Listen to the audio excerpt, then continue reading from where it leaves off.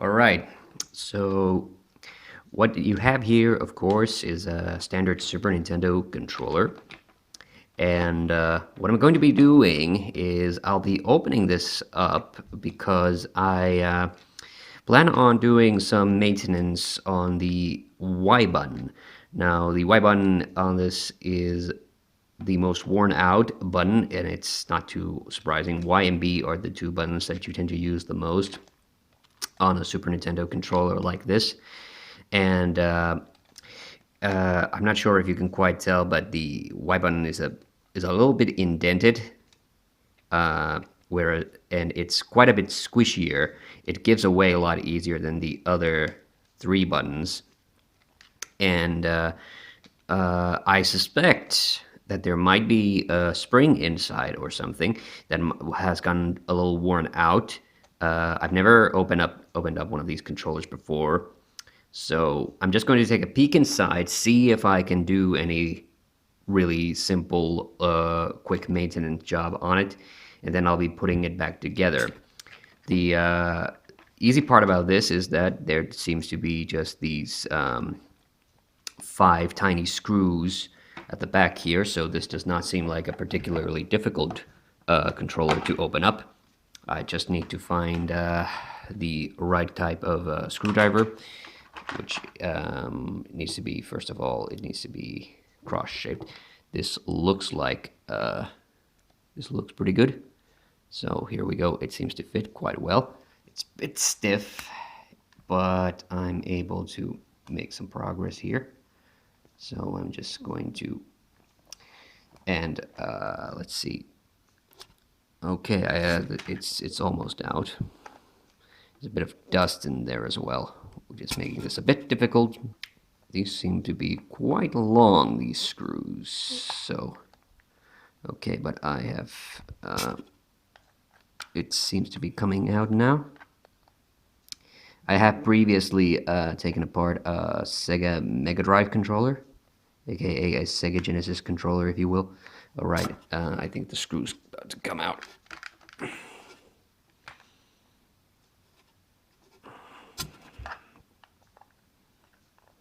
Really doesn't want to come out. All right, there we go. Yeah, it's quite a long screw. There was a bit of dust in there as well. All right, so I'll be putting the screws in there. All right, one down, 5 to go. The main thing that I'm really concerned about are the shoulder buttons. I don't know exactly what the metal, I mean, sorry, the plastic on those is like. So this might, I think those are going to be the hardest parts to put back the way they were. This screw is also, they're really deep. So I have opened up a Mega Drive controller before once, and I don't remember how many screws there were on that one. And that time I was fixing up the C button on the controller because the C, I mean, sorry, not the C button, the B button. Okay, I think it's loose now, but there's a, these controllers seem to, the screws have a very, very generous housing. There we go. The screws seem to have a very generous housing inside. I'm gonna put the cord away a little bit. It's slightly in the way. It's a bit bent. All right, this seems like the easiest one to come. So the B button, like, was kind of annoying because it was very, very. You had to press down on it really hard for it to make contact, and I thought that the problem was that that there was a rubber contact that had worn out on the B button. So actually what I did was I opened up the controller and I swapped out the rubber contacts for the A and B buttons for it. But the funny part was that when I then put it back together, both the A and the B button were working perfectly. So what I then deduced from that was because, you know, the Mega Drive controller has has that bump, has that little hill, a little rise, and from what I deduce kind of happened, or personally think happened there, was that in fact there was nothing wrong mechanically with the controller, other than that the case plastics had gotten kind of loose, and because the B button is on the top of that hill, it was now further away from the where the contacts used to be. All right, we have one more screw left. And that was the problem. The problem was that all right. And the problem was that the case plastic has simply gone loose over the years. And what happened was that when I put it all back together and tightened the screws back up, as tight as they would go, then the entire controller was kind of much more like firmly put together, and the buttons worked again. So it was luckily not, a wear and tear issue. It was just more of the fact that somehow the screws on the controller had gotten quite a bit looser. All right. The main thing that I'm not now worried about as I'm taking this final screw out is like, I don't know how easily the case plastics will come open if they're going to be. If they're actually a little bit stiff, that's actually not a bad thing, because it means this thing won't just like fall to pieces. To be fair, neither did the Mega Drive controller. All right, that's the final screw. All right, the moment of truth. Oh yes, it's coming very, very easily. There we go. So this is, if you've never seen the inside of what one of these controllers looks like, this is what it's like. And here is the, yes, the shoulder buttons are, exactly, yeah. There's just, there was a rubber contact. And I do not want to lose that. Oh, actually, yes, it's got a little housing for the rubber contacts here. So that's actually pretty handy. So I see that. Okay, but this is actually a bit trickier than I thought it would be, because I'm not able to really lift this board. It seems to be fastened into place. Yeah.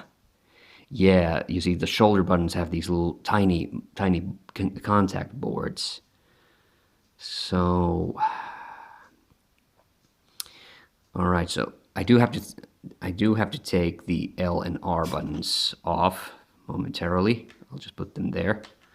And I think I'll have to take the contacts out as well. I gotta be careful now because, wait, no, those, I thought the little black part inside was gonna come out as well, but no, it didn't. Okay, it does on this. Okay, the L button was slightly more worn, so I'll place it a bit gingerly there. Okay, and can I now lift the board? No, something's holding it in place. It's just that the cord's here. If I just get the cord out carefully. Okay. Okay, now we're cooking with gas. There we go. And this is what the underside of the board looks like. It's a bit dusty, but not bad. All right, I'm just going to put it aside just for a second. And now here are the buttons I actually want to work on. So let's take a peek. And there does not appear to be anything here except the plastic buttons and the rubber contacts.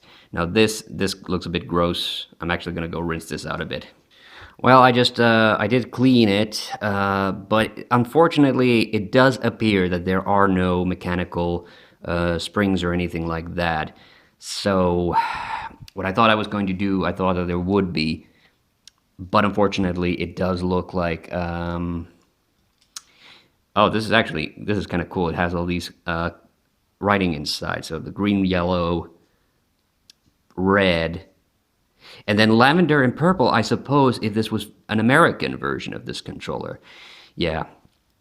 But unfortunately, it does appear that I can't really do anything with this.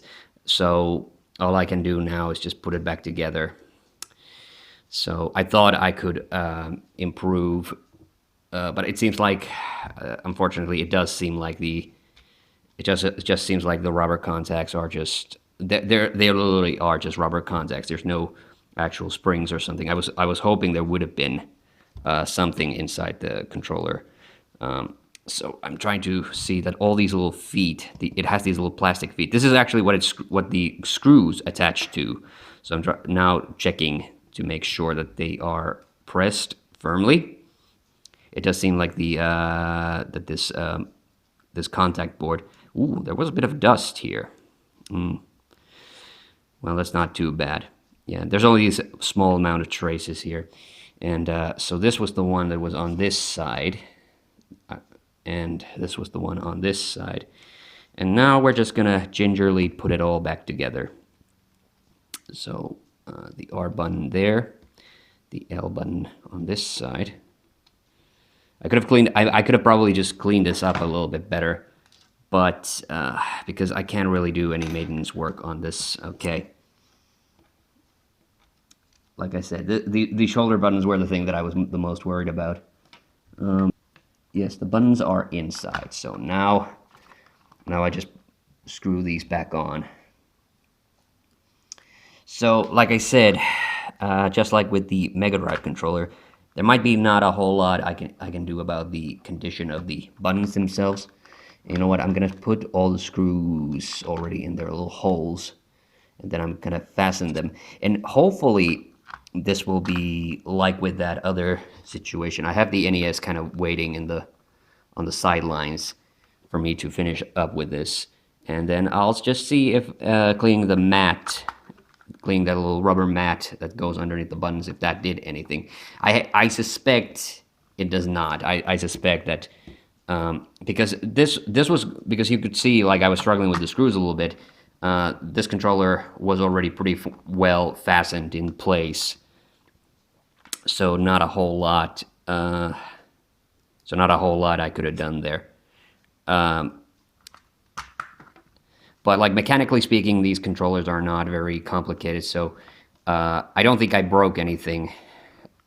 You know, there's no sensors or anything like that. Nothing sensitive in there. Okay, I guess some of the screws are putting up a bit of a fight.